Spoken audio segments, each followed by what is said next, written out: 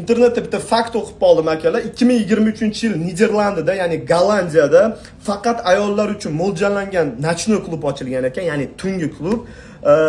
Faqat ayollar, erkaklarga mumkin emas u yerda. Nima deb o'ylaysizlar? 2 haftagina ishlagan tungi klub va yopilib ketgan. Sababi nima? Sababi itam bormagan u yerga, ya'ni erkaklar yo'q, ayollar ham bormagan u tungi klubga. O'zi nima uchun gapiryapman bu narsani? Отношенияda bo'lib turgan, ya'ni munosabatlarda bo'lib turgan qizlar ham men o'rtoqlarim bilan dam olishim kerak, yo kayfiyatim buzilib ketdi, ko'tarishim kerak deb bahona qilib boradiganlar yo'q emas, bor.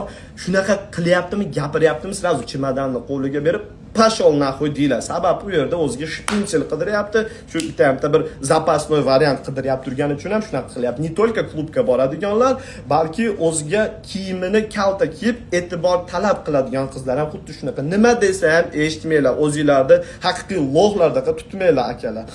Shu gaplarimni eshitib qizlar nimaga qizlarni yomon ko'rasiz deydigan savollar ham bo'lyapti orachurada. Qizlarni yomon ko'raman emas, nabarot men qizlarni yaxshi ko'rganim uchun bu gaplarni gapiryapman.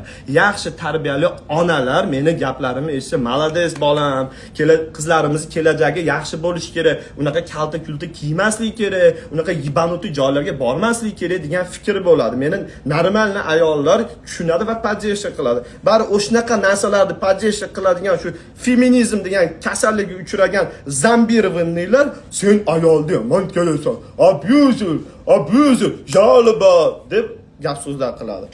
Akalar, o'zingizlar uchun bir olinglar shu narsani, sizlarga ma'lumot tariqasida berdim.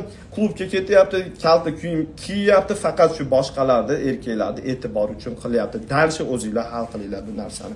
Hammaga omad.